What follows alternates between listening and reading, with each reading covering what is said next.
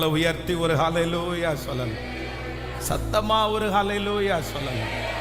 வேதம் சொல்லுகிறது, நாம் நம்பி இருக்கிற தேவன் பெரியவர். நாம் நம்புகிறேன், நமக்கான சீசன், நமக்கான டைம், நமக்கான நேரம்தான் இந்த நேரம்.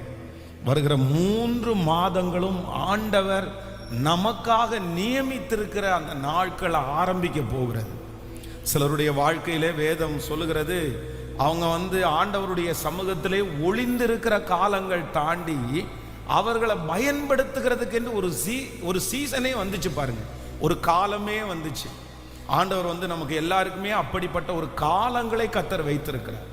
சில நேரத்தில் நம்ம பொறுமையாய் சகித்திருக்கிறதுக்கென்று ஒரு காலத்தை ஆண்டவர் நமக்கு வச்சிருப்பார். சில நேரத்தில் நம்ம அமைதியாக இருக்கிறதுக்கென்று ஒரு காலத்தை ஆண்டவர் வச்சிருப்பார். சில நேரத்தில் வெறும் கற்றுக்கொள்வதற்கென்று ஒரு காலத்தை ஆண்டவர் வச்சிருப்பார்.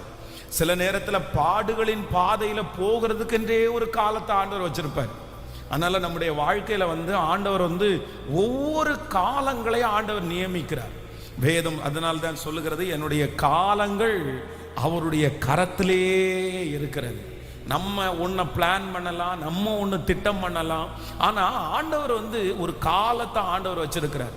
அதைத்தான் வேதம் சொல்லுகிறது, ஏற்ற காலத்தில், அப்படின்னா சரியான காலத்தில், நேர்த்தியான காலத்தில், அவருக்கு உரிய அந்த காலத்தில், ஏற்ற காலத்தில் அவர் உங்களை உயர்த்தும்படிக்கு அவருடைய பலத்த கைக்குள்ளே அடங்கி இருங்கள். அப்போ ஆண்டவருடைய பிள்ளைகள் அந்த காலத்தை விட்டுட்டு நம்ம வேற எங்கேயுமே திசை திருப்ப கூடாது. சில காலங்களை ஆண்டவர் எப்படி வச்சிருப்பாருன்னா, அவருடைய பக்கத்திலேயே ஆண்டவர் வச்சிருப்பார். அந்த டைம் நமக்கு ரொம்ப ஆண்டவரோட நம்ம நெருங்குவோம், ஆண்டவரோட பேசிட்டே இருப்போம். நம்ம வேற எதையுமே எதிர்பார்க்க மாட்டோம், வேற எதுவுமே நம்ம ஆறுதல் படுத்தாரு. அது ஒரு காலம், ஆண்டவரோட இணைந்து ஆண்டவரோட ஆண்டவர் நம்மளை பக்கத்திலேயே நம்மளை வச்சுக்கிறதுக்கு ஒரு காலம் அப்படின்ற ஒரு காலம் இருக்கிறது. இன்னொரு காலம் ஆண்டவர் நிறைய நம்மிடத்துல பேசுகிறதுக்குன்னு ஒரு காலத்தை ஆண்டவர் வச்சிருப்பார். பேசிட்டே இருப்பார். நிறைய வாக்கு தத்தங்களை ஆண்டவர் கொடுப்பார். வேதத்தை திறக்கும் போதெல்லாம் வாக்கு தத்தம் வரும், எங்க போனாலும் நமக்கேற்ற வார்த்தைகள் வரும். ஆனா சூழ்நிலை அப்படி இருக்காது, சிச்சுவேஷன் வித்தியாசமா இருக்கும், ஆண்டவர் நடத்துறது வித்தியாசமா இருக்கும். ஆனா என்ன மட்டும்தான் வரும் அப்படின்னு சொன்னா, வாக்கு தத்தங்கள் மட்டும்தான் நம்மளை தேடி வரும், வார்த்தை மட்டும்தான் நம்மளை தேடி வரும். அது நடக்குமா நடக்காதா, அதுக்கும் நம்ம கடந்து போகிற பாதைக்கும் எதுக்குமே சம்பந்தமே இருக்காது. ஆனா அந்த மாதிரி நேரங்கள்ல தான் ஆண்டவர் நமக்கு வாக்கு தத்தத்தையும் நமக்கு சொப்பனங்களையும் தரிசனத்தையும் ஆண்டவர் தருகிறவர். யோசேப்புனுடைய வாழ்க்கையிலே சொப்பனத்தை புரிஞ்சு கொள்றதுக்கு கூட அறிவில்லாத போதுதான் ஆண்டவர் சொப்பனத்தை ஆண்டவர் தர்றாரு, ஆண்டவர் அந்த வார்த்தையை தர்றாரு. தாவீதுனுடைய வாழ்க்கையிலே அந்த காரியத்திற்கு பக்குவம் இல்லாத போதுதான் ஆண்டவர் அந்த வார்த்தையை தரார். அதனால கர்த்தருடைய வார்த்தை நமக்கு நேராக வருமானால் அந்த சூழ்நிலை நம்ம பார்க்க வேண்டிய அவசியமே இல்லை. எனக்கு இப்படி தானே இருக்குது, ஆண்டவர் இப்படி பேசுறாரே, இதெல்லாம் எப்படி சாத்தியமாகும் அப்படின்னு நம்ம சொல்ல முடியாது. மரியாளை குறித்து வேதம் சொல்லுது, ஆண்டவர் என்ன சொல்றாருன்னா, இதோ நீ கன்னிகையா இருக்கிறாய், ஆனா நீ கர்ப்பவதியாகி ஒரு குமாரனை பெறுவாய், அவருக்கு இயேசு என்று பெயரிடுவாயாக. வார்த்தை வந்துச்சு. ஆனா மரியாள் என்ன சொல்றாங்க அப்படின்னு சொன்னா, இது எப்படி ஆகும், இது எப்படி ஆகும்? தூதன் பேசுறார், உனக்கு ஒரு குழந்தை பிறக்கும். ஆனா இவங்க என்ன சொல்றாங்க அப்படின்னு சொன்னா, நான் புருஷனை அறியாத கன்னியா இருக்கிறேனே. வார்த்தை வந்துச்சு, ஆனா அவர்களுடைய சரீரம் அதற்கு ஒத்து போகல, சூழ்நிலை அதற்கு ஒத்து போகல. யாரு சொன்னாலுமே இந்த வார்த்தையை சொன்னா யாராவது நம்ப முடியுமா? ஒரு கன்னிகை கர்ப்பவதி ஆனது அதற்கு முன்னாடி எங்கேயுமே நடக்கவே இல்லை. இதுவரைக்கும் நடந்திராத ஒரு வார்த்தையை ஆவியானவர் மரியாளுக்கு சொல்லுகிறார். இது எப்படி ஆகும் அப்படின்னு சொல்லும் போது, பலத்தினாலும் அல்ல, பராக்கிரமத்தினாலும் அல்ல, தேவனுடைய ஆவியினால் எல்லாம் ஆகும். இன்றைக்கு இந்த 3வது நாள் ஜெபத்தில் கர்த்தர் ஆரம்பிக்கும் போதே உங்களுக்கு வாக்கு கொடுக்கிறார்.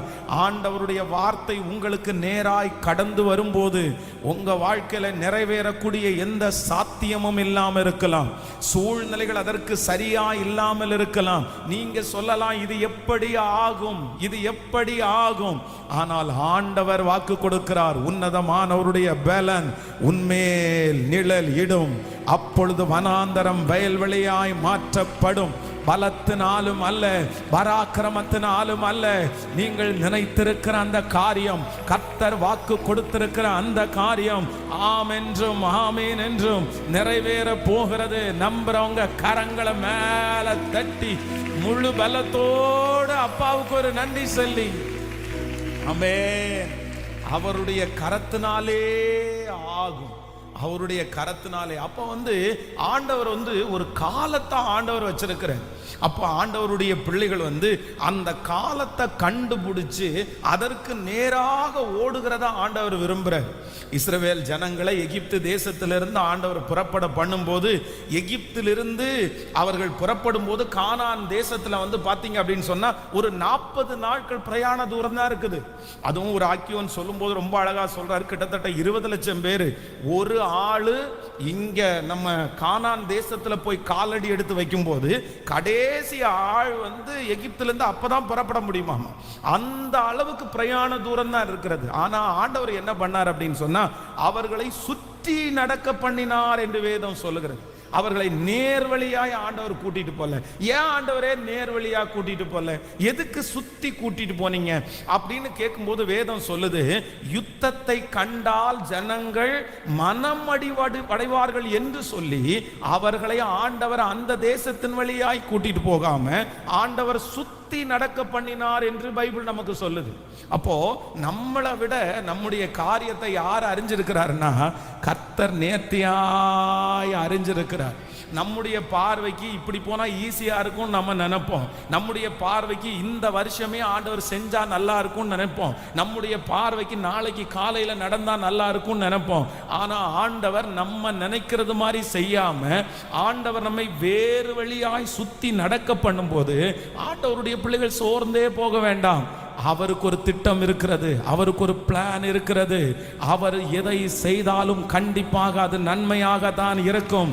எனக்கு தாமதம் பண்ணுகிறார், ஆனால் அது நன்மைக்கே. எனக்கு குறைவான பாதையில நடத்துகிறார், ஆனால் நன்மைக்கே. இப்ப நல்லா நினைச்சுக்குங்க. அப்போ நம்ம உடனே என்ன நினைப்போம் அப்படின்னு சொன்னா, அதுதான் 20 லட்சம் பேர் இருக்காங்களே, 20 lakhs people, 20 லட்சம் பேர் இருக்கும்போது என்னதான் எதிரியினுடைய நாட்டு ஆட்கள் வந்தாலும் இந்த 20 லட்சம் பேருடைய கிரௌட பார்த்தாலே அவங்க பயப்பட மாட்டாங்க, ரொம்ப பயப்படுவாங்க. அதனால இவங்க 20 லட்சம் பேர் இறங்கி நின்னாலே அவங்க காலி ஆயிடுவாங்க. அப்போ ஆண்டவர் எதுக்கு இப்படி சொல்றாரு? யுத்தத்தை பார்த்தா எப்படி பயப்படுவாங்க? அப்படி பயப்படக்கூடிய சாத்தியமே இல்லையா அப்படின்னு நினைச்சா ஒண்ணு நீங்க நல்லா புரிஞ்சுக்கணும். இஸ்ரவேல் ஜனங்கள் கிட்டத்தட்ட 400 வருஷமா அவங்க என்ன வேலை தான் இப்ப செஞ்சுட்டு இருக்காங்க அப்படின்னு சொன்னா, வேதம் சொல்லுகிறது அவங்க கட்டட வேலை, செங்கல் அறுக்கிற வேலை தான் செஞ்சுட்டு இருக்காங்க. அப்போ யுத்தத்திற்கும் அவர்களுக்கும் சம்பந்தமே இல்லை. சம்பந்தம் இல்லைன்னா இப்ப இருக்கிற ஜெனரேஷனுக்கு மட்டும் இல்ல, கிட்டத்தட்ட 400 வருஷமா யுத்தத்திற்கும் அவர்களுக்கும் சம்பந்தமே இல்லை. கத்தியே தூக்க தெரியாத ஒருத்தனுடைய கையில கத்தியை கொடுத்தா எப்படி அவனால வெட்ட முடியும்? நீங்க பேதுருவை குறித்து வேதம் சொல்லுது, அவன் ஆண்டவரை பிடிக்கும் போது தன்னுடைய கையில இருக்கிற கத்தியை எடுத்து அவன் வெட்டினா, அப்ப மல்கூஸ் என்கிறவனுடைய காதுல வெட்டி காது கீழே விழுந்துச்சு, ஆண்டவர் எடுத்து ஒட்ட வச்சாரு அப்படின்னு நம்ம வாசிக்கிறோம். அப்போ ஏன் அப்படின்னு நம்ம தியானிக்கும் போது ஒண்ணு, அவன் ஊழியத்திற்கு வர்றதுக்கு முன்னாடி பாத்தீங்க அப்படின்னு சொன்னா நிறைய மீனை வெட்டி இருக்கலாம், நிறைய கிளியரா பார்த்து வெட்டி இருக்கலாம். ஆனா இந்த ஊழியத்திற்கு வந்த இந்த இடைப்பட்ட நாட்களில் தான் எப்படி வெட்டினன்றதே மறந்துட்டான். அப்படின்னா கத்தியை பிடிக்க தெரியல அப்படின்னு சொன்னா அதை சரியா வெட்ட முடியாது. முதல்ல கத்தியை எடுத்து வெட்ட தெரியறவங்க, கோடாரியை எடுத்து வெட்ட தெரியறவங்க முதல்ல அதனுடைய பொசிஷன் நமக்கு வைக்க தெரியணும். பொதுவா இந்த கோடாரியில பாத்தீங்கன்னா நிறைய பேர் விறகு கீறுவாங்க பாருங்க, விறகு ரெண்டா பிளந்துருவாங்க. அப்போ நீங்க நிறைய பேர் ட்ரை பண்ணிருப்பீங்கன்னு நினைக்கிறேன். கோடாரியை கொடுத்து இந்த விறகை பிளந்துரு அப்படின்னு சொன்னா நீங்க 10 வெட்டு வெட்டினீங்கன்னா 9 வெட்டு எங்க விழாது? மரத்துல விழாது. 9 வெட்டு கீழே விழுவும், ஒரே ஒரு வெட்டு மட்டும்தான் அதுவும் சாயில ஓரத்துல விழும். கொஞ்சம் மிஸ் ஆயிருச்சு, காலு துண்டா போயிடும். அவ்வளோ. ஏன் அப்படின்னு சொன்னா, நம்ம அதுல என்ன இல்லைன்னா நமக்கு அது பழக்கம் இல்லை.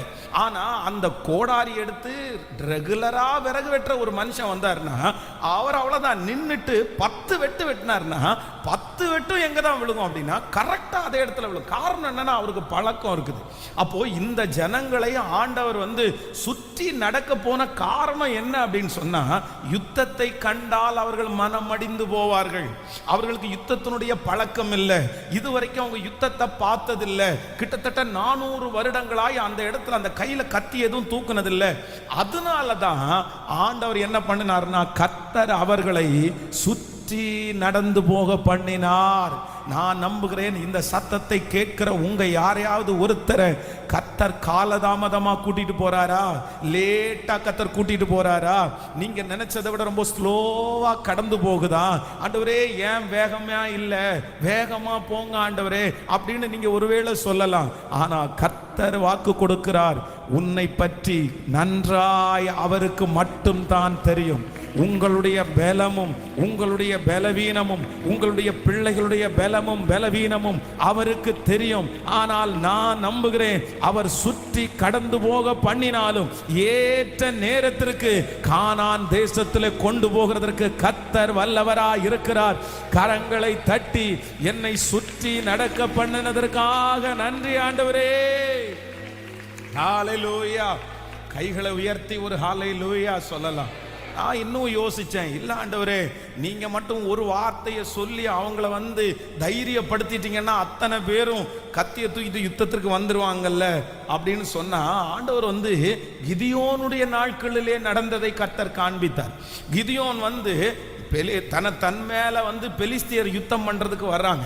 அப்போ இந்த கிதியோன் என்ன சொல்றாரு அப்படின்னு சொன்னா, யுத்தத்திற்கு புறப்படுறவங்க எல்லாம் வாங்க அப்படின்னு சொன்னா மொத்த பேரும் நின்னாங்க. ஏன் அப்படின்னு சொன்னா, அவர்களால சிறுமை அடைஞ்சிருக்காங்க, பலவீனப்பட்டிருக்காங்க. அதனால எல்லாருமே யுத்தத்திற்கு நின்னாங்க. ஒருவேளை ஆண்டவர் இஸ்ரவேல் ஜனங்களை கர்த்தர் சுற்றி கடந்து போக பண்ணாம யுத்தம் நடக்கிற இடத்திலே கூட்டிட்டு போய் யுத்தத்திற்கு வாங்கன்னா 20 லட்சம் பேரும் வந்திருப்பாங்க. இப்போ கிதியோன் அடுத்து ஒரு அனௌன்ஸ்மெண்ட் பண்றாரு, பயமும் திகிலும் உள்ளவன் என்ன பண்ணுங்க, ஓடி போங்கன்னு சொன்னா கூட்டத்துல 3/4 பேர் ஓடி போயிட்டாங்க. அப்ப அவங்களுக்குள்ள என்ன இருக்கு அப்படின்னா, யுத்தம் பண்ணலாம், நம்முடைய ஜனங்களை காப்பாத்தலாம் அப்படின்னு ஆசை இருந்தாலும் அவர்களால யுத்தத்துல நிற்கவே முடியாது. அப்போ நான் என்ன நம்புறேன் அப்படின்னு சொன்னா, கர்த்தர் நம்மை சுற்றி நடக்க பண்ணுகிறார். ஆனால் அதற்கு நிச்சயமாகவே ஒரு காரணம் உண்டு, ஒரு நோக்கம் உண்டு. இங்கே வந்திருக்கிற யாராவது ஒருத்தருடைய இருதயம் சோர்ந்து போய் இந்த சத்தத்தை கேட்டுக்கொண்டே இருக்கலாம். ஆனா ஆண்டவர் வாக்கு கொடுக்கிறார், உன் நினைவுகள் என் நினைவுகள் அல்ல, உன் வழிகள் என் வழிகளும் அல்ல. உங்களை குறித்தும் என்னை குறித்தும் அவருக்கு நன்றாய் தெரியும். நான் போகிற பாதையை அவர் அறிந்திருக்கிறார், என் பலத்தை அவர் அறிந்திருக்கிறார், என் பலவீனத்தை அவர் அறிந்திருக்கிறார். அவர் என்னை சோதித்த பிறகு நான் பொன்னாக விளங்குவேன். அல்லேலூயா. பேதுருவை பார்த்த ஆண்டவர் சொல்றாரு, எப்பா சேவல் 2 டைம் கூவுறதுக்குள்ள நீ என்ன 3 தரம் மறிதலிப்பாய் அப்படின்னு ஆண்டவர் சொல்றாரு. சொன்ன உடனே பேதுரு என்ன சொல்றாரு அப்படின்னு சொன்னா, காவலிலும் சாவலும் நான் உம்மை பின்பற்றுவேன் அப்படின்னா அவன் மேல அவனுக்கு பயங்கரமான ஒரு கான்ஃபிடென்ட், நம்பிக்கை இருக்குது. நமக்கும் நிறைய பேருக்கு அப்படிதான். என்ன அப்படின்னு சொன்னா, நீங்க மட்டும் கொடுத்து பாருங்க ஆண்டவரே, நான் செய்யறேனா இல்லையான்னு பாருங்க, சீக்கிரமா கொடுங்க, எனக்கு அவசரமா இருக்குது, நான் ரெடி ஆயிட்டேன், நான் பெர்ஃபெக்ட் ஆயிட்டேன், நான் கிளியர் ஆயிட்டேன், நீங்க இதை கொடுத்தீங்கன்னா உடனே எனக்கு அதை செய்யக்கூடிய அளவுக்கு எனக்கு திறமை இருக்குது, எனக்கு அந்த அளவுக்கு ஞானம் இருக்குது அப்படின்னு பேதுருவை போல நம்ம நிறைய பேர். நீங்க மத்தேயு 26ஆம் அதிகாரத்தினுடைய 36வது வசனத்தை வாசிக்கும் போது, அதற்கு பேதுரு, நான் உம்மோடே மரிக்க வேண்டியதா இருந்தாலும் உம்மை மறுதலிக்க மாட்டேன் என்றான். சீடர்கள் எல்லாரும் அப்படியே சொன்னார்கள். அப்போ பேதுருக்கு தன் மேல ரொம்ப நம்பிக்கை இருந்துச்சு, தான் மேல ரொம்ப கான்பிடென்ட் இருந்துச்சு, நான் இதை செஞ்சிருவேன்னு நினைச்சான். ஆனா வேதம் சொல்லுகிறது, அந்த சூழ்நிலை வரும்போது பேதுரு 2 தரம் சேவல் கூவும் போது 3 தரம் அவரை மறுதலித்தான் என்று வேதம் சொல்லுது. அப்போ ஆண்டவருடைய பிள்ளைகள் ஒன்று நினைத்துக் கொள்ளணும், சில நேரத்தில் நமக்கு நம்ம மேல ரொம்ப நம்பிக்கை இருக்கும், நம்முடைய வாழ்க்கை மேல நம்ம நம்பிக்கை இருக்கும். நம்ம செய்ய போறது மேல நமக்கு நம்பிக்கை இருக்கும், நம்ம செஞ்சிருவோம், நம்ம முடிச்சிருவோம் நினைக்கும். ஆனா ஆண்டவர் சில நேரத்துல தடை பண்ணிட்டே இருப்பாரு. சில நேரத்துல ஆண்டவர் காலதாமதம் பண்ணிட்டே இருப்பாரு. நான் ரெடி ஆயிட்டேன்ல, நீங்க கொடுக்க வேண்டியதானே, நான் ரெடி ஆயிட்டேன்ல, நீங்க தர வேண்டியதானே அப்படின்னு நம்ம கேட்போம். ஆனா நம்மை நன்றாய் அறிந்திருக்கிற கர்த்தர் நம்முடைய பலவீனம் இன்னதென்று நமக்கு தெரிகிறதற்கு முன்னே அவருக்கு தெரியும். என்னுடைய பலவீனத்தை மாற்றி என்னை பலப்படுத்தினதற்கு பிற்பாடு என்னை நேர்வழியாய் நடத்துகிற ஒரு தேவனுக்கு நல்ல கரங்களை தட்டி, முழு பலத்தோடு கரங்களை தட்டி ஆமென் ஆமென். அற்பமான ஆரம்பத்தின் நாளை யார் அசட்டை பண்ண முடியும்?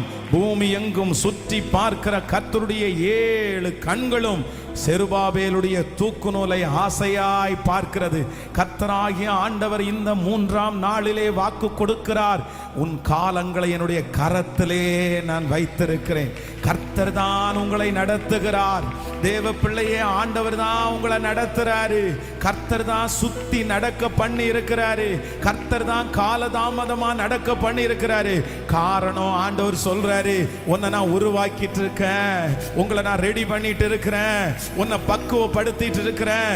இந்த 100 நாள் ஜெபம் முடிகிறதுக்குள்ள நிறைய பேரை கர்த்தர் ஞானத்தினாலும் கிருபையினாலும் கர்த்தர் பக்குவப்படுத்த போறாரு. உங்க பிள்ளைய கர்த்தர் பக்குவப்படுத்த போறாரு. ஆண்டவர் பக்குவப்படுத்தி முடிஞ்ச உடனே அந்த காரியம் நடக்கும் என்று நம்புறவர்கள் கரங்களை மேல தட்டி முழு பலத்தோடு ஹல்லேலூயா. நம்பத்தக்கவர் நீர் ஒருவர் தானே, உண்மையுள்ளவர் நீர் ஒருவர் தானே. நம்பத்தக்கவர் நீர் ஒருவர் தானே, உண்மையுள்ளவர் நீர் ஒருவர் தானே. பொய் சொல்லிட நீர் மனிதன் அல்ல, மனம் மாறிட மனு புத்திரன் அல்ல. பொய் சொல்லிட நீர் மனிதன் அல்ல, மனம் மாறிட மனு புத்திரன் அல்ல. நீ செய்வதை தடுப்பவர் யாரும் இல்லை, நீ செய்வதை தடுப்பவர் யார்? ஐயமல் ஜடா தெய்வமே, சர்வ வல்லமையுள்ளவரே, யெகோவா தெய்வமே, என்னை பெருக செய்பவர். பாடும் ஜடா தெய்வமே, சர்வ வல்லமையுள்ளவரே,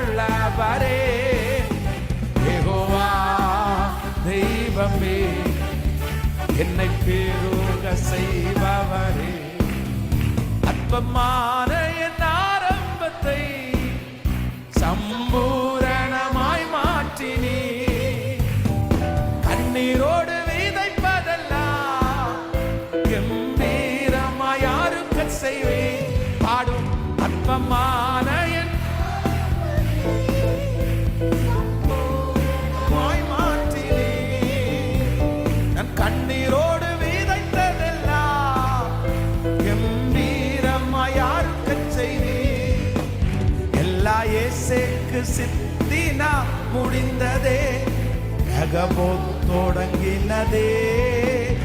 எல்லா இயேசுக்கு சித்தினா முடிந்ததே, ரகபோத் தொடங்கினதே. இப்ப கையமன் எசடா தெய்வமே, சர்வ வல்லமையுள்ளவரே.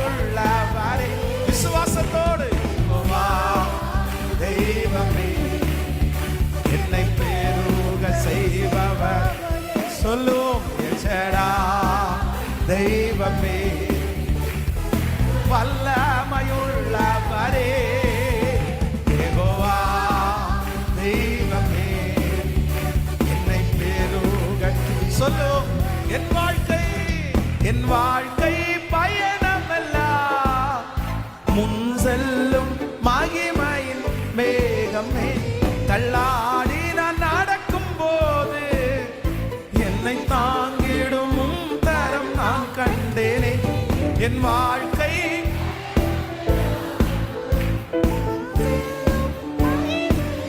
மேகமே, தள்ளாடி நான் நடக்கும் போது என்னை தாங்கிடும் நான் கண்டேனே. எல்லா இயேசுக்கு சித்தினா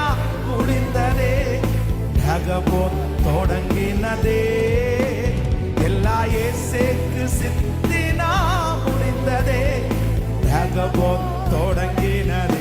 இப்ப சொல்லு எல்ஷடா தெய்வமே, சத்தமா பாடி விசுவாசத்தோடு பாடி, அப்பா உங்க மையமப்பா, நம்பிக்கையோடு பாடும். எல்ஷடா தெய்வமே, சர்வ வல்லமையுள்ளவரே, யெகோவா தெய்வமே, செய்பவரே.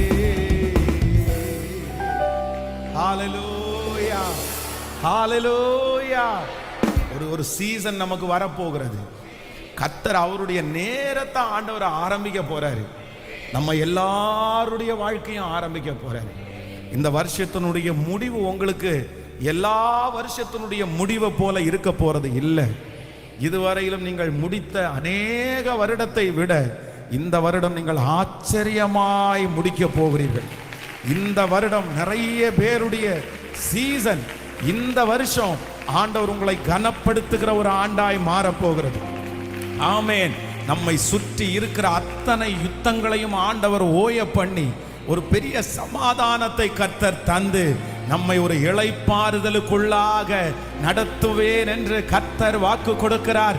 நம்புறவங்க முழு பலத்தோடு இருதயத்தின் ஆழத்திலிருந்து ஹல்லேலூயா, ஹல்லேலூயா, ஆமென். லூக்கா எழுதின சுவிசேஷத்தினுடைய 19ஆம் அதிகாரம் 3வது வசனத்தை வாசிக்கும் போது, லூக்கா எழுதின சுவிசேஷம் 19ஆம் அதிகாரத்தினுடைய 3வது வசனத்தை நம்ம வாசிப்போமே. ஆனால் ரொம்ப அழகா ஆண்டவர் அந்த இடத்துல சொல்றாரு. என்ன அப்படின்னா, சகேயு இயேசு எப்படிப்பட்டவரோ என்று பார்க்க வகை தேடினான். அப்போ ஆண்டவருடைய பிள்ளைகளே நன்றாய் கவனிங்கள். அந்த இடத்துல சகேயு ஆண்டவர் எப்படிப்பட்டவரோ அப்படின்னா அவருக்குள்ள ஒரு விருப்பம் இருக்குது, அவருக்குள்ள ஒரு ஆசை இருக்குது. என்ன ஆசை இருக்குன்னா, ஏசப்பாவை எப்படியாவது நாம் பார்த்துடணும், அவர் எப்படிப்பட்டவரோ என்று பார்க்க ஆசைப்பட்டான். ஆனா வேதம் சொல்லுது, அவர் ஆசைப்பட்டது இயேசுவை பார்க்கறதற்காக தான். ஆனா ஆண்டவர் என்ன செய்யறார் அப்படின்னு சொன்னா, கர்த்தர் அந்த இடத்துல நின்று, சகேயுவே சீக்கிரமா இறங்கி வா, இன்றைக்கு உன் வீட்டில் நான் தங்கி உன்னோடு போஜனம் பண்ணணும்னு ஆண்டவர் வாக்கு கொடுத்தாரு. அப்போ ஆண்டவருடைய பிள்ளைகளே, நம்முடைய விருப்பங்களை ஆண்டவர் நிறைவேற்றுகிற கர்த்தர், நம்முடைய ஆசைகளை நிறைவேற்றுகிற கர்த்தர். அப்போ நம்ம விருப்பப்படணும். நிறைய பேர் தங்களுடைய வாழ்க்கையில நிறைய பேர் விரும்புறதே இல்லை. நீங்க விரும்பினாதான் அந்த ஆசீர்வாதம் உங்களை தேடி வரும். சிலருக்கு அதை குறிச்ச நாலேஜ் இல்லையா என்னன்னு தெரியல. ஆனா எதுக்குமே அவங்க விருப்பப்பட மாட்டாங்க. அதை அவங்க இருக்கிறது மாதிரியே இருக்கணும்னு ஆசைப்படுவாங்க. ஸோ வளரணும்னு அவங்களுக்கு ஒரு விருப்பம் இருக்காது, இந்த மாதிரிலாம் செய்யணும்னு ஒரு விருப்பம் இருக்காது. ஆனால் அந்த விருப்பத்தையும் வாஞ்சையும் ஆண்டவர் பார்க்கிறவர். அதனால இந்த 100 நாள் ஜபத்திற்குள்ள முதல்ல என்ன வரணும்னா, எனக்கு விருப்பம் வரணும் ஆண்டவரே, எனக்குள்ள ஒரு ஆசையை கொடுங்க ஆண்டவரே, எனக்குள்ள ஒரு விருப்பத்தை கொடுங்க ஆண்டவரே. அந்த விருப்பம் உங்களை தூங்கவே விடாத அளவுக்கு அந்த விருப்பம் வேணும். அந்த விஷன் நிறைவேறுகிற அளவுக்கு உங்களுக்கு விருப்பம் வேணும். ஒருவேளை அந்த விருப்பமே சிலருக்கு சூழ்நிலையின் நிமித்தமாய், பலவீனத்தின் நிமித்தமாய், சுத்தி இருக்கிற ஜனங்கள் நிமித்தமாய் அவர்களுடைய விருப்பங்கள் எல்லாம் சிறைபிடிக்கப்பட்டிருக்கும். அவங்களுடைய ஆசைகள் எல்லாம் அப்படியே மூட்டை கட்டுனது மாதிரி தூக்கி போடப்பட்டிருக்கும். வேதம் சொல்லுகிறது, மோசேக்கு அப்படிதான். ஆண்டவர் என்ன சொல்றாருன்னா, என் ஜனங்களை நடத்துறதற்கு உன்னை நான் அழைக்கிறேன் வா அப்படின்னு சொல்லும் போது, இந்த மோசே சொல்றாரு, எனக்கு விருப்பமே இல்லை, எனக்கு விருப்பமே இல்லை, உமக்கு அனுப்புகிறதுக்கு சித்தமான யாரையாவது ஒருத்தரை அனுப்புங்க, நான் வேண்டாம், எனக்கு அந்த இன்ட்ரெஸ்டே இல்லை, எனக்கு அது செத்து போயிருச்சு, எனக்கு அது போயிருச்சு, எனக்கு அந்த ஆசை போயிருச்சு, வீடு கட்டணுன்ற ஆசை எனக்கு போயிருச்சு, எனக்கு நல்லா வாழணுன்ற ஆசை எனக்கு போயிருச்சு, நான் சம்பாதிக்கணுன்ற ஆசை எனக்கு போயிருச்சு, மற்றவங்களுக்கு முன்னாடி ஒரு லீடர்ஷிப்பா இருக்கணுன்ற ஆசை எனக்கு போயிருச்சு. ஒரு நாள் இந்த மோசைக்கு அந்த விருப்பம் இருந்துச்சு. அதனாலதான் அநித்தியமான பாவ சந்தோஷங்களை அனுபவிக்கிறதை பார்க்கிலும் தேவனுடைய பிள்ளைகளோடு சேர்ந்து துன்பத்தை அனுபவிக்கிறதே தெரிந்து கொண்டான். ஒரு நாள் ஒரு எபிரேயனை ஒரு எகிப்தியன் அடிக்கிறத பார்த்து அவனுக்காக வழக்காடுகிறான். அப்போ ஒரு நாள் இவனுக்குள்ள நிறைய விருப்பம் இருந்துச்சு, நம்ம தான் இந்த ஜனத்தை மீட்டு கொண்டு போகணும், நம்ம தான் இந்த ஜனத்தை காப்பாற்றணும்னு விருப்பம் இருந்துச்சு. ஆனா சூழ்நிலை நிமித்தமாய் அவனுடைய விருப்பம் என்ன பண்ணுச்சுன்னா இப்ப மண்ணு போட்டு மூடுறது மாதிரி ஆயிடுச்சு. ஆனாலும் ஆண்டவர் என்ன பண்ணார் அப்படின்னு சொன்னா, இல்லப்பா இல்லப்பா இல்லப்பா, நீதான் வரணும், நீதான் வரணும், நீதான் வரணும் அப்படின்னு ஆண்டவர் கூப்பிட்டார். இன்றைக்கு நான் நம்புகிறேன், இந்த 3வது நாள் ஆண்டவர் உங்களுக்குள்ளே இழந்து போன விருப்பங்களை மறுபடியும் ஆண்டவர் உங்களுக்குள்ள வைக்கிறார். நீங்கள் உங்களை விட்டு போன விருப்பங்களை ஆண்டவர் உங்களுக்குள்ள வைக்கிறார். நீங்கள் விட்டு போன தரிசனத்தை ஆண்டவர் உங்களுக்குள்ள வைக்கிறார். நீங்கள் கரங்களை தட்டும் போதே அது உங்களுக்குள்ளே ஆரம்பிக்க போகிறது. உங்கள் சூழ்நிலையின் நிமித்தமாய் நீங்கள் இழந்த அந்த விருப்பம், ஆமென், உங்களுடைய சரீர வியாதிகளின் நிமித்தமாய் இழந்த அந்த விருப்பங்களை கர்த்தர் மறுபடியும் ஆண்டவர் எழுப்புகிறார். ஆமென். ஏன் இவனுடைய விருப்பம் போயிருச்சு? எதுக்காக அவனுக்கு விருப்பம் போயிடுச்சுன்னா, ஒண்ணு என்னன்னா அந்த சூழ்நிலை. அந்த சூழ்நிலையினால அவன் கிட்டத்தட்ட ஒரு 40 இயர்ஸ் 40 வருஷம் ஆண்டவர் அமைதியாவே இருந்ததுனால அவனுக்கு அந்த விருப்பம் போயிருச்சு. அப்படின்னா காத்திருந்து காத்திருந்து சோர்ந்து போனான். இன்றைக்கு இந்த சத்தத்தை கேட்கிற ஆண்டவருடைய பிள்ளைகளே, உங்களுடைய விருப்பம் இல்லாம போனதுக்கு காரணம் என்ன அப்படின்னா, நீங்க வெயிட் பண்ணி ரொம்ப சோர்ந்து போனதுனால உங்க விருப்பம் உங்களை விட்டு போயிருக்கலாம். அவள் அந்த விருப்பம் உங்களுக்கு இல்லாம போயிருக்கலாம். இன்னொன்னு என்ன அப்படின்னா, தன் மேல இருக்கிற ஒரு அவநம்பிக்கை, அப்படின்னா தன் மேல இருக்கிற ஒரு நெகட்டிவ் தாட்ஸ். அவர் என்ன சொல்றாரு அப்படின்னு சொன்னா, எனக்கு பேச தெரியாது, எனக்கு பேச தெரியாது, நான் எங்க பேசுவேன், நான் திக்கு வாயும் மந்த நாவும் உள்ளவன், நான் பலவீனமானவன், அதனால என்னுடைய விருப்பம் என்னை விட்டு போயிருச்சு. ஆனா உண்மையிலே அதுக்கு காரணம் என்ன அப்படின்னா, அவர் கடந்து போன சூழ்நிலை அவரை விருப்பத்தை எல்லாத்தையும் மண்ணு போட்டு புதைக்கிற மாதிரி ஆயிடுச்சு. ஆனா ஆண்டவர் விடவே இல்லை. நான் நம்புறேன், இந்த 100 நாள் ஜபத்துல இந்த 3வது நாள் ஆண்டவர் உங்களை அப்படியே விட்டுருக்கலாம். சரி, நீ விருப்பம் இல்லையா, அப்படியே போயிருன்னு ஆண்டவர் விட்டுருக்கலாம். ஆனா ஆண்டவர் அப்படி போவதற்கு கர்த்தர் விரும்பல. கர்த்தர் என்ன நினைக்கிறார் அப்படின்னா, உங்களுக்குள்ள அந்த விருப்பத்தை கர்த்தர் ஊற்றும்படியாய் விரும்புகிறார். நீங்க தேவனோட நடக்கிற அந்த ஆசையை மறுபடியும் கர்த்தர் உங்களுக்குள்ள ஊற்ற போகிறார். நீங்க நிற்கக்கூடிய அந்த விருப்பத்தை கர்த்தர் உங்களுக்குள்ள வைக்க போறாரு. நீங்க என்ன நினைச்சீங்களோ, என்ன தரிசனம் உங்களுக்கு இருந்துச்சோ, அந்த தரிசனத்தை மறுபடியும் கர்த்தர் உயிர் கொடுக்கும்படியாய், உங்க பிள்ளைகளுக்கு உயிர் கொடுக்கும்படியாய் தேவ ஆவியானவர் இந்த இடத்திலே அசைவாடி கொண்டிருக்கிறார். அப்படியே கைகளை மேல உயர்த்தி சத்தமா பாட்ட சொல்லுங்க, அந்த விருப்பத்தை எனக்குள்ள வைக்கிறவர் நீர்தானே அப்பா. சொல்லுங்க, அந்த ஆசைய எனக்குள்ள தட்டி எழுப்புங்க ஆண்டவரே, என் பிள்ளைக்குள்ள தட்டி எழுப்புங்க ஆண்டவரே. வாஞ்சையும் விருப்பத்தையும் வைக்கிற தேவன் நீங்க ஒருத்தர் மட்டும்தானே. வாஞ்சையும் விருப்பத்தையும் வைக்கிற தேவன் நீங்க ஒருத்தர் மட்டும்தானே. சொல்லுங்க சொல்லுங்க முழு பலத்தோட, நான் ரொம்ப உடைஞ்சு போய் கிடக்கிறேன், நான் நொறுக்கப்பட்டு கிடக்கிறேன் ஏசப்பா, எனக்கு ஒரு எழுப்புதல் கூட இல்லாம நான் இருக்கிறேன், நான் சோர்ந்து போய் கிடக்கிறேன் ஆண்டவரே. உண்மைதான் ஆண்டவரே, எனக்கு எதுலையுமே நாட்டம் இல்லை, எனக்கு எதுலையுமே விருப்பம் இல்லை, எனக்கு எதுலையுமே ஒரு பிடிப்பு எனக்கு வரமாட்டேங்குது, எனக்குள்ள இன்ட்ரெஸ்ட் அப்படியே குறைஞ்சிருச்சு. தாமதம் ஆகிறதுனால, லேட் ஆகிறதுனால எனக்கு எல்லாமே அப்படியே ஒன்றும் இல்லாம போனது மாதிரி இருக்குது. என்னுடைய உற்சாகம் என்னை விட்டு போயிருச்சு, என்னுடைய எழுப்புதல் என்னை விட்டு போயிருச்சு, என்னுடைய விஷன் என்னை விட்டு போயிருச்சு, என்னுடைய வேகம் என்னை விட்டு போனது மாதிரி நான் ஃபீல் பண்றேன். ஆனா இன்றைக்கு இந்த 3வது நாள் அசைவாடுகிற தேவனுடைய கர்த்தர், என்னுடைய விருப்பத்தை நிறைவேற்றுகிற கர்த்தர், எனக்குள்ளே விருப்பத்தையும் வாஞ்சையும் கொடுக்கிற கர்த்தர். கரங்களை தட்டி அப்பாட்ட கேளுங்க, கேளுங்க கேளுங்க. என் வாழ்க்கை பயணமெல்லாம் எனக்கு முன் செல்லுகிற ஒரு தேவன் இருக்கிறார், எனக்கு முன் செல்லுகிற ஒரு தேவன் இருக்கிறார். ஹல்லேலூயா, ஆமென். சொல்லுங்க பார்க்கலாம். இந்த விருப்பம் மட்டும் எப்பொழுதுமே என்ன பண்ணிடக்கூடாதுன்னா குறைஞ்சிடவே கூடாது. இந்த டேஸ்ட் அப்படின்னு சொல்லுவாங்கல்ல இங்கிலீஷ்ல, அப்படின்னா அந்த டேஸ்ட் அது நம்மளை விட்டு போகக்கூடாது. என்னைக்கு அது உங்களை விட்டு போகுதோ அன்னைக்கே நீங்க என்ன ஆயிட்டீங்க அப்படின்னா, பாதி நீங்க ஜீவனோட செத்துட்டீங்கன்னு அர்த்தம். அதுக்கப்புறம் உங்களால உங்களை மூவ் பண்ணி கொண்டு போகிறது அப்படின்றது பெரிய கேள்விக்குறி, பெரிய கேள்விக்குறி.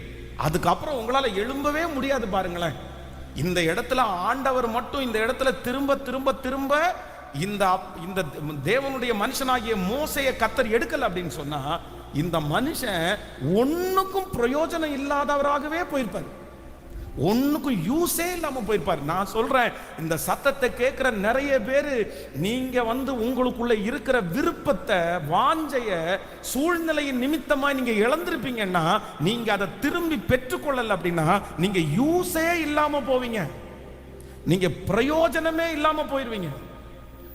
தேவனுடைய மனுஷன் எலியா அப்படிதான் படுத்து கிடந்துட்டு சொல்றாரு, தான் சாக வேண்டும் என்று கோரி, போதும் கர்த்தாவே என் ஆத்துமாவை எடுத்துக்கொள்ளும். எவ்வளவு பெரிய டேலண்ட், எவ்வளவு பெரிய அபிஷேகம் உள்ள இருக்குது, அவருக்குள்ள இருக்கிற அனாயிண்டிங் எவ்வளவு பெருசா, அவருடைய கழுத்துல கிடக்கிற கச்சை எவ்வளவு பவர்ஃபுல். அந்த கச்சையை தூக்கி எலிசாவுடைய மேல போட்ட உடனே அந்த எலிசா அந்த கச்சையை எடுத்து அடிக்கிறான் ஆத்துல, ஆறே பிழைக்குது பாருங்க. அந்த அளவுக்கு அவன் கச்சையில வல்லமே இருக்குது, அவனுடைய வாயில வல்லமே இருக்குது. எவ்வளவு பெரிய சவால் விடுகிற மனுஷன், சாதாரணமான சவாலா?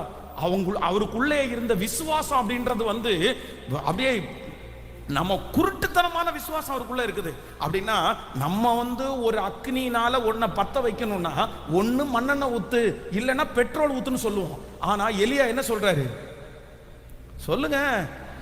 காளையை வெட்டி அப்படியே குச்சி மேல, விறகு கட்டையின் மேல அடிக்கிட்டு என்ன சொல்றானா, தண்ணி ஊத்துறான்றாரு. நம்ம பெட்ரோலோ இல்லைன்னா மண்ணெண்ணெய் தான் ஊத்துவோம், எரியணும்னா அப்படிதானே ஊத்துவோம். அவர் சொல்றாரு ஆப்போசிட்டா, தண்ணியா ஊத்துறா. தண்ணி ஆறு மாதிரி ஓடிச்சாமா, அந்த அளவுக்கு தண்ணி ஊத்துறாங்க. இப்ப ஜெபம் பண்றாரு, என்னை கேட்டருளும், என்னை கேட்டருளும். ஜெபம் பண்ணும் போது வானம் திறந்து அக்கினி இறங்கி, அவ்வளவு அவ்வளவு ஃபெய்த், அந்த விசுவாசம், அந்த விசுவாசம் மலைகளை பேர்க்கக்கூடிய அந்த ஃபெய்த் அந்த மனுஷனுக்குள்ள இருக்கு பாருங்களேன். யாருமே எந்த கேள்வியும் கேட்க முடியாது. அப்படிப்பட்ட விசுவாசம் உள்ள இவ்வளோ பெரிய ஊழியக்காரர், தன்னுடைய கச்சையில கூட வல்லமை இருக்கிற ஒரு ஊழியக்காரர் இப்ப என்ன பண்றார் அப்படின்னா, தான் சாக வேண்டும் என்று கோரி. காரணம் என்ன அப்படின்னு சொன்னா, அவருடைய சூழ்நிலையின் நிமித்தமாக அவருடைய விருப்பங்கள் எல்லாம் மூடப்பட்டுருச்சு. ஆண்டவர் தட்டி எழுப்பி சொல்றாரு, நீ போக வேண்டிய தூரம் வெகு தூரம், நீ பண்ண வேண்டிய பிரயாணம் நிறைய அப்படின்னு சொல்றாரு. ஆனாலும் அதுக்கு அப்புறமும் அவரால் ரெடி பண்ணவே முடியல. நான் நம்புறேன், ஆவியானவர் இன்றைக்கு உங்களை யாரையோ ஒருத்தரை கர்த்தர் ரெடி பண்றதற்கு கர்த்தர் விரும்புறாரு. நீங்க மறுபடியும் அந்த மாதிரி விஷனோட எழும்பணும், நீங்க மறுபடியும் அந்த மாதிரி விருப்பத்தோட எழும்பணும், மறுபடியும் உங்களுக்கு அந்த எழுப்புதல் உங்களுக்குள்ள வரணும், மறுபடியும் அதே போல கர்த்தருக்காக நிற்கணும்னு 10 வருஷத்துக்கு முன்னாடி நீங்க இழந்த அந்த விஷனை ஆண்டவர் இன்னைக்கு 3வது நாள் உங்களுக்கு தரட்டும் என்று இந்த பலிபீடத்திலிருந்து நான் சொல்றேன். சூழ்நிலையின் நிமித்தமாய் மூடப்பட்ட அந்த விஷனை, ஓ ஹalleluya, அந்த எழுப்புதலை, அந்த விருப்பத்தை இப்போ கர்த்தர் தருவாராக. சின்ன வயசுல இருந்த அந்த விருப்பத்தை கர்த்தர் தருவாராக. கைகளை உயர்த்தி இயேசுபாட்ட சொல்லுங்க, இயேசுவே மறுபடியும் கர்த்தருடைய மகிமை ஊற்றப்படட்டும். நான் தான்ப்பா சோர்ந்து போய் வந்திருக்கிறேன்ப்பா, எனக்காக தான்ப்பா நீங்க பேசுறீங்க, எனக்கு எல்லா இன்ட்ரெஸ்டுமே என்னை விட்டு போயிருச்சுப்பா, எனக்கு எந்த இன்ட்ரெஸ்டுமே இல்லப்பா. நான் இப்போ ஒரு சக்கையா பிழிஞ்சு போட்டது மாதிரி நான் இருக்கிறேன். நான் ரொம்ப யூஸ்லெஸ் அப்படின்னு நான் ஃபீல் பண்றேன். நான் பிரயோஜனமற்றவன்னு நான் ஃபீல் பண்றேன். என்னால யாருக்குமே பிரயோஜனம் இல்லைன்னு நான் நினைக்கிறேன். அல்லேலூயா. ஆனா ஆண்டவர் மட்டும் உங்க பக்கத்துல இந்த 3வது நாள் கர்த்தர் தட்டி கொடுத்து, என் வல்லமை இன்னும் குறையல, என் மகத்துவம் இன்னும் குறையல, உன் மேல வச்சிருக்கிற அபிஷேகம் இன்னும் குறையல, சத்தமா முழு பலத்தோட அந்த வாஞ்சையும் அந்த விருப்பத்தையும் கர்த்தர் கட்டளை இடுவாராக. சொல்லுங்க ஜெபம் பண்ணுங்க, இயேசுவே மறுபடியும் அந்த விறகுக்கு ஆண்டவர் தீ மூட்டுகிறார். இது பற்றி எரிகிற ஒரு மிகப்பெரிய காடு, இது பற்றி எரிகிற தீபம். கர்த்தர் இன்னைக்கு இந்த 3வது நாள் மறுபடியும் தட்டி கொடுத்து, மகனே நீ இழந்து போன அந்த அபிஷேகத்தை, அந்த நெருப்பை இப்போ இப்போ கேளுங்க, சின்ன பிள்ளைங்க கேளுங்க, வாலிப பிள்ளைங்க கேளுங்க. உன் பாவத்தின் நிமித்தமா நீ போயிருக்கலாம், உன் தப்பு நிமித்தமா நீ போயிருக்கலாம், உங்க வியாதியின் நிமித்தமா நீ சோர்ந்து போய் கிடக்கலாம். ஆனா கர்த்தர் சொல்றாரு, இல்ல, அந்த வியாதியை முறியடிக்கிற அபிஷேகம் இப்பொழுது ஊற்றப்படுகிறது, ஊற்றப்படுகிறது. ஸ்தோத்திரம். அந்த பாவத்தை மேற்கொள்ளக்கூடிய கிருபை இப்பொழுது ஊற்றப்படுகிறது. ஸ்தோத்திரம், ஸ்தோத்திரம், ஸ்தோத்திரம், ஸ்தோத்திரம்.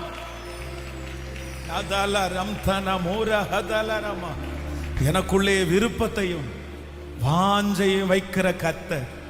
ஹல்லேலூயா. ரொம்ப அழகான பாடல், அற்பமான ஆரம்பத்தின் நாளை யார் அசட்டை பண்ண முடியும்? நம்பத்தக்கவர் ஒருவர் தானே. ஆமென். இந்த பாட்டை பாடும்போதே நீங்க ஒவ்வொருத்தரும் என்ன பண்ணணும்னா, நீங்க ஜெபிக்கணும். எத்தனை பேர் ஆமோதிக்கிறீர்கள்? கைகளை அசைத்து ஒரு ஹல்லேலூயா சொல்லணும். ஆமென். ஜெபம் பண்ணுங்க. என்ன ஜெபம் பண்ணுங்கன்னா, என்னுடைய தர்ஸ்ட் ஆண்டவரே, ஆண்டவரே, என்னுடைய விருப்பம், என்னுடைய என் மேல நீங்க வச்சிருக்கிற அந்த விஷன், அந்த தாகம் எப்பவுமே என்ன பண்ணக்கூடாது அப்படின்னா, தணிஞ்சிடவே கூடாது, தணிஞ்சிடவே கூடாது. ஆனா பிசாசு எடுக்கிற பெரிய முயற்சி என்ன அப்படின்னு சொன்னா, அதை உங்களுடைய தாகத்தை தனிய பண்றதற்கு முயற்சி எடுத்துட்டே இருப்பான், முயற்சி எடுத்துட்டே இருப்பான். ஆனா நான் நம்புறேன், அந்த அந்த தாகம் இருக்கிற வரைக்கும், இருக்கிற வரைக்கும் நீங்க ஜீவனோடு இருக்கிறீங்கன்னு அர்த்தம், நீங்க உயிரோடு இருக்கிறீங்கன்னு அர்த்தம். எத்தனை பேர் இன்னைக்கு கேட்க போறீங்க ஆண்டவரிடத்துல இந்த வார்த்தையை? ஆண்டவர் என்னமோ என்னிடத்துல அழுத்தமும் திருத்தமுமா ஆண்டவர் சொல்லிட்டே இருக்கிறார், சொல்லிட்டே இருக்கிறார். சின்ன வயசுல உங்களுக்குள்ளே இருந்த நிறைய பேருடைய விஷனை ஆண்டவர் மறுபடியும் இன்னைக்கு தருவேன் என்று கர்த்தர் வாக்கு கொடுக்கிறார். இந்த சத்தத்தை கேட்கிற யாரோ ஒருத்தரிடத்துல ஆண்டவர் நேருக்கு நேர் பேசுறாரு, நேருக்கு நேர் பேசுறாரு. இப்போ உங்களுக்குள்ள எந்த விருப்பமும் இல்லை, எந்த விருப்பம் இல்லை, எந்த ஆசையும் இல்லை. உனக்கு என்ன விஷன் அப்படின்னு கேட்டா சொல்ல தெரியாது, நீ என்ன பண்ண போறேன்னு கேட்டா சொல்ல தெரியாது, உன்னுடைய எதிர்காலம் என்னன்னு கேட்டா சொல்ல தெரியாது. எதையுமே எனக்கு இப்போ சொல்ற ஐடியாவே எனக்கு இல்லை, எனக்கு எதுவும் சொல்ல தெரியாது. எனக்கு கொஞ்சம் பீஸ்ஃபுல்லா அமைதியா என்னை சும்மா விட்டா போதும், இல்லை எடுத்துக்கிட்டா போதும் அப்படின்னெல்லாம் உங்க மனசுல நீங்க நினைச்சிட்டே இருக்கலாம். ஆனா ஆண்டவர் சொல்றாரு, சின்ன வயசுக்குள்ள, அந்த சின்ன வயசுக்குள்ள உங்களுக்குள்ள அந்த விஷனை, அந்த ஆசையை வச்சது யாருன்னா, உங்க அப்பா கிடையாது, உங்க அம்மா கிடையாது, பரலோக அப்பா, பரலோக அம்மா, அவர் தான் உங்களுக்குள்ள வச்சாரு. அது சும்மா வரல, உங்க கூட பிறந்த எத்தனையோ பேருக்கு வரல. ஆனா அந்த தாகம் உங்களுக்கு மட்டும்தான் வந்திருக்குது. அப்ப நான் நம்புறேன், அந்த தாகத்தை உங்களுக்குள்ள வச்சவர் கர்த்தர் தானே, அந்த விருப்பத்தை உங்களுக்குள்ள வச்சவர் கர்த்தர் தானே. அவர் எப்படி நிறைவேற்றாம போவாரு? எப்படி நிறைவேற்றாம போக முடியும்? ஹல்லேலூயா. கரங்களை தட்டி பாடலாமா? அற்பமான ஆரம்பத்தை ஆண்டவரே நீர் அசட்டை பண்ணாதவர். ஹல்லேலூயா. நம்பத்தக்கவர் நீர் ஒருத்தர் மட்டும்தான் ஆண்டவரே. கரங்களை தட்டி எல்லாரும் சேர்ந்து கரங்களை தட்டி ஆமென். ஹல்லேலூயா, ஹல்லேலூயா. அற்பமான சம்பூரணமாய் மாற்றினீ, கண்ணீரோடு விதைத்ததெல்லாம் கம்பீரமாய் யாருக்குச் செய்.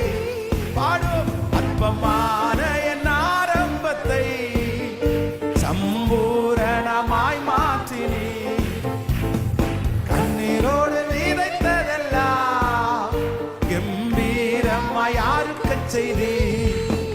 எந்தன் குறைவெல்லாம் நிறைவாக்கி வறட்சியை செழிப்பா, வாழ்நாளெல்லாம் போஷிப்பே. எந்தன் நிறைவாக்கி வறட்சியை செழிப்பா, வாழ்நாளெல்லாம் போஷிப்பி.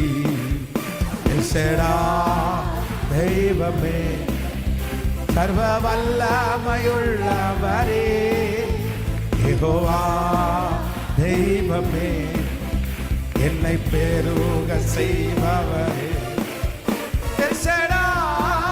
தெய்வமே,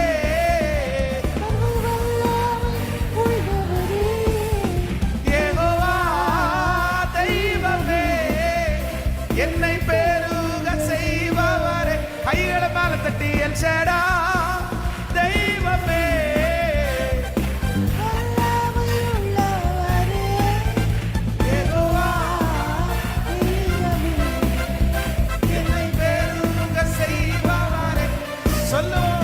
என் வாழ்க்கை பயண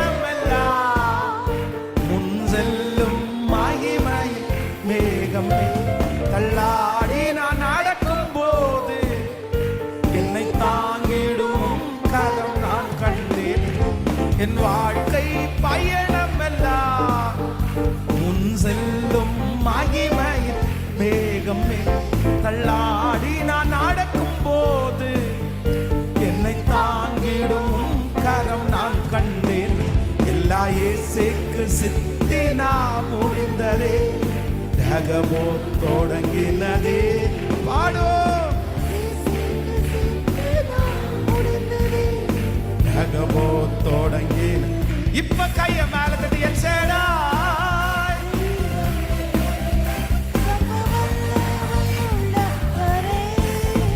யெகோவா தெய்வமே, என்னை பெருக செய்பவரே. சொல்லுவோம் எச்சேடா அப்பா.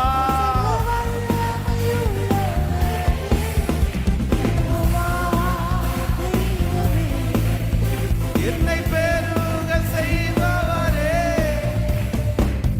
ஹalleluya. கைகளை உயர்த்தி ஹalleluya.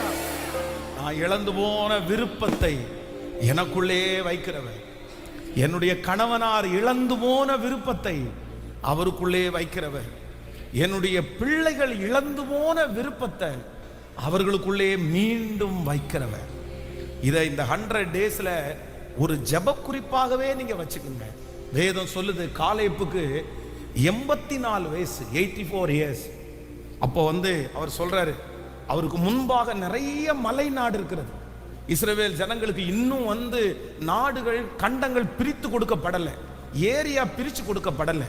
ஆனா இந்த ஜோஷுவா காலேப் இவங்க 2 பேரும் துர்ச்செய்தியை பரப்பாம நல்ல செய்தியை பரப்புனதுனால ஆண்டவர் இவங்க 2 பேரையும் கர்த்தர் மேன்மைப்படுத்தினார்.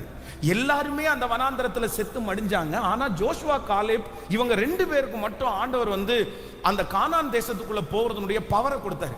அதுல ஜோஷுவா இஸ்ரவேல் ஜனங்களை நடத்துற தலைவனாய் மாறிட்டான். இந்த காலேப் இப்ப இருக்கிறான். இந்த காலேப்பும் இவ 2 பேரும் மட்டும்தான் உயிரோடு இருக்காங்க. அப்போ இந்த ஜோஷுவா என்ன சொல்றாரு அப்படின்னு சொன்னா, நீங்க தான் ஃபர்ஸ்ட், உங்களுக்கு என்ன பிளேஸ் வேணுமோ என்ன எடுக்கணுமோ நீங்க எடுத்துங்க, அவ்வளவுதான். நீங்க எடுத்ததுக்கு மிச்சத்தை நான் ஷேர் பண்ணி எல்லாருக்கும் கொடுக்குறேன் அப்படின்னு சொல்லும் போது நான் என்ன நினைச்சேன் அப்படின்னு சொன்னா, கிட்டத்தட்ட 84 வயசு ஆச்சு இல்ல, ஏஜ் ஆயிடுச்சு. சரி, இனி எங்க சண்டை போடுறதுக்கு, இனி எங்க, அதனால கொஞ்சம் லெகுவான இடத்த கேட்பாருன்னு ஒருவேளை ஜோஷுவா நினைச்சிருக்கலாம்.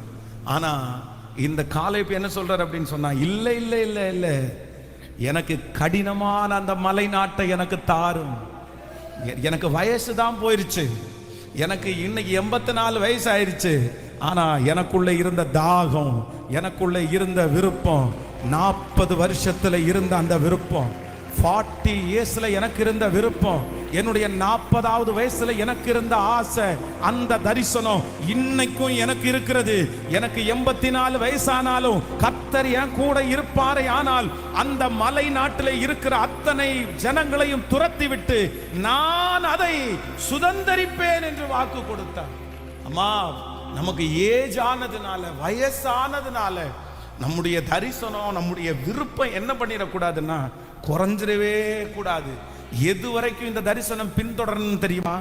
எது வரைக்கும் இந்த ஆசை பின்தொடரணும்னா, கர்த்தர் என்னை கொண்டு சொன்னதை நிறைவேறுகிற வரை, நிறைவேறுகிற வரை எத்தையுமே பார்க்காதீங்க, எத்தையுமே பார்க்காதீங்க. கர்த்தர் சொல்லுகிறார், முன்னானவைகளை நீ நினைக்க வேண்டாம், பூர்வமானவைகளை சிந்திக்க வேண்டாம், எதையுமே நீ யோசிக்காத. நான் உன்னை கொண்டு செய்யும் காரியம் பெரியவைகளா இருக்கும், நான் உன்னை கொண்டு செய்யும் காரியம் பயங்கரமா இருக்கும். கர்த்தர் வாக்கு கொடுக்கிறார், பராக்கிரமசாலியே, கர்த்தர் உன்னோடு கூட இருக்கிறார். பராக்கிரமசாலியே, கர்த்தர் உன்னோடு கூட இருக்கிறார். ஹல்லேலூயா. கையை உயர்த்தி ஒரே ஒரு வார்த்தை கூட சொல்லலாம், எனக்கு கிருபை வேணும். இன்னைக்கு ஊழியக்காரர் பேசுகிற வார்த்தை, யாரோ ஒருத்தர் உங்க வீட்டில் முடங்கி கிடக்கலாம். பாஸ்டர், என் பிள்ளைய நான் இப்படி பார்க்கிறதுக்கு கஷ்டமா இருக்குது. எவ்வளவு விஷன், எவ்வளவு தரிசனம் உள்ளவன் தெரியுமா என் பிள்ளை, என் பொண்ணு எவ்வளவு தரிசனம் உள்ள பொண்ணு தெரியுமா பாஸ்டர். ஆனா இன்னைக்கு முடங்கி கிடக்குறா, இன்னைக்கு முடங்கி கிடக்குறாங்க. என்னுடைய கணவனார் எவ்வளவு விஷன் உள்ள ஆள் தெரியுமா பாஸ்டர். நான் எவ்வளவு விஷன் உள்ள பர்சன் தெரியுமா? ஆனா என்னமோ தெரியல, சூழ்நிலை என்ன எல்லா விருப்பத்தையும் மண்ணு தோண்டி புதைச்சி என்ன ஒண்ணுமே இல்லாம நிக்க வச்சிருக்குது. ஆனா நான் நம்புறேன், இன்னைக்கு கர்த்தருடைய ஆவியானவர் உலாவி கொண்டே இருக்கிறார். நீங்க ஆராதிக்கிற இடத்துல கர்த்தர் வர்றாரு. கைகளை உயர்த்தி ஏசப்பாட்ட, இயேசுவே எனக்கு அந்த கிருபை வேணும்னு கேளுங்க. கேட்க கேட்க நிறைய பேருடைய சரீரத்தை ஆண்டவர் பலப்படுத்துறார். இளைய குமாரனை போல கெட்டு போனவங்க நிறைய பேர் இந்த இடத்துல சத்தத்தை உயர்த்தி கெஞ்சுறீங்க. கெட்டு போனவங்க நிறைய பேர் ஏசப்பாட்ட ஜெபம் பண்றீங்க. நான் கெட்டு போயிட்டேன், நான் ரொம்ப பாவம் பண்ணிட்டேன், நான் ரொம்ப தப்பு பண்ணிட்டேன், அதனாலே என் தரிசனம் எல்லாம் போயிருச்சு. இவ்வளவு தப்பு பண்ணனா, இவ்வளவு மோசமானனா, திரும்ப என்னத்துக்கு ஆசைப்படுறதுக்கு, எதுக்கு நான் விருப்பப்படுறதுக்கு? ஆனா ஆவியானவர் மட்டும் அசைவாடி, கர்த்தர் மட்டும் உங்களோட உலாவி, நீங்க ஜெபம் பண்ண அந்த கிருபையை கர்த்தர் தராரு. சொல்லுங்க, ஆண்டவரே இல்ல மறுபடியும் எனக்கு வேணும். கர்த்தர் சின்ன வயசுல நிறைய பேரை தட்டி கொடுத்தது மாதிரி அந்த விருப்பத்தை, வாஞ்சைய கர்த்தர் நிறைய பேருக்கு இப்ப தந்துட்டே இருக்கிறாரு. ஹல்லேலூயா, ஹல்லேலூயா, ஹல்லேலூயா. ஓ சீர்படுத்துவா, ஸ்திரப்படுத்துவா, பலப்படுத்தி நிலை நிறுத்துவா, என்னை சீர்படுத்துவா, ஸ்திரப்படுத்துவா, பலப்படுத்தி நிலை நிறுத்துவா, என்னை பலப்படுத்தி நிலை நிறுத்துவா, என்னை பலப்படுத்தி நிலை நிறுத்துவா. கொஞ்ச காலம் கண்ட பாடுகள் எல்லாமே பனி போல உந்தன் முன்னே உருகி போ. கொஞ்ச காலம் கண்ட பாடுகள் எல்லாமே பனி போல உந்தன் முன்னே உருகி போ. என் கஷ்டங்கள் எல்லாமே மாறும். என் கஷ்டங்கள் எல்லாமே புது நன்மைகள் என்னை சேரும். புது நன்மைகள் என்னை சேரும். ஓ சீர்படுத்துவா, ஸ்திரப்படுத்துவா, பலப்படுத்தி நிலை நிறுத்துவா, என்னை சீர்படுத்துவா, ஸ்திரப்படுத்துவா, பலப்படுத்தி நிலை நிறுத்துவா, என்னை பலப்படுத்தி என்னை பலப்படுத்தி நிலை நிறுத்துவா. ஹல்லேலூயா. விருப்பத்தையும் வாஞ்சையும் எனக்குள்ளே வைக்கிற ஒரு நல்ல தேவன். ஹல்லேலூயா. சோர்ந்து போய் கிடக்கிற சீடர்களை கூட தட்டி எழுப்பி உயிர்த்தெழுந்த உடனே ஆண்டவர் செஞ்ச முதல் வேலை என்ன அப்படின்னு சொன்னார்? த ஃபர்ஸ்ட் வேலை, அவர்களுக்கு நிறைய பேருக்குள்ளே இருந்த அந்த விசுவாசம், நிறைய பேருக்குள்ளே இருந்த அந்த இன்ட்ரெஸ்ட், இது எல்லாம் அவங்கள விட்டு போயிருச்சு. விருப்பமெல்லாம் போயிருச்சு. அவங்க அத்தனை பேரும் எந்தெந்த வேலையை விட்டுட்டு வந்தாங்களோ அந்த வேலையை செய்யறதுக்கு எல்லாரும் கிளம்பிட்டாங்க. மீன் பிடிக்க போனவங்க எல்லாருமே வலையை தேட ஆரம்பிச்சிட்டாங்க, போட்டை தேட ஆரம்பிச்சிட்டாங்க. ஒவ்வொருத்தரும் ஒவ்வொரு வேலைக்கு போனாங்க. ஆனா ஆண்டவர் மட்டும் உயிரோடு எழுந்த உடனே எல்லாரையும் சந்தித்து கர்த்தர் மறுபடியும் என்ன கொடுத்தார் அப்படின்னு சொன்னா, இல்லப்பா நான் போவேனே ஆகில் உங்களுக்கு ஒரு தேற்றரவாளனை அனுப்புவேன், அவர் உங்களை சகல சத்தியத்திற்குள்ளும். வாஞ்சையும் விருப்பத்தையும் இழந்த ஒவ்வொருத்தருக்கும் அவருடைய உயிர்த்தெழுதலின் வல்லமையை காமிச்சு மறுபடியும் வாஞ்சையும் விருப்பத்தையும் கொடுத்து அவங்க நினைச்சதை விட பெரிய காரியத்தை அவங்க மூலமா செய்ய வச்சாரா இல்லையா? செய்ய வச்சாரா இல்லையா? அந்த உயிர்த்தெழுந்த இயேசு இங்கே இருக்கிறத நான் பார்க்கிறேன். அந்த உயிர்த்தெழுந்த இயேசு உங்க கூட இருக்கிறத பார்க்கிறேன். அந்த உயிர்த்தெழுந்த இயேசு உங்களை தேடி வருகிறத பார்க்கிறேன். அல்லேலூயா. நீ இதுக்கு நீங்க தான் இடம் கொடுக்கணும். இதுக்கு நீங்க தான் இடம் கொடுக்கணும். நீங்க இடம் கொடுத்தா மட்டும்தான் ஆண்டவர் கிரியை செய்ய முடியும். நீங்க உங்க மனசை இறுக்கிட்டீங்க, சூழ்நிலையை பார்த்து உங்க மனசை வந்து அந்த தேவனுடைய மனுஷனாகிய மோசையை மாதிரி கல்லாக்கிட்டீங்கன்னா ஆண்டவர் ஒண்ணுமே பண்ண முடியாது. ஆண்டவர் ஒண்ணுமே பண்ண முடியாது. விருப்பம் வந்தாதான் ஜெபம் வரும். விருப்பம் வந்தாதான் நீங்க எழுத ஆரம்பிச்சிருவீங்க. விருப்பம் வந்தாதான் உங்களுக்குள்ள கிரியை செய்ய ஆரம்பிப்பீங்க. இந்த மூன்றாவது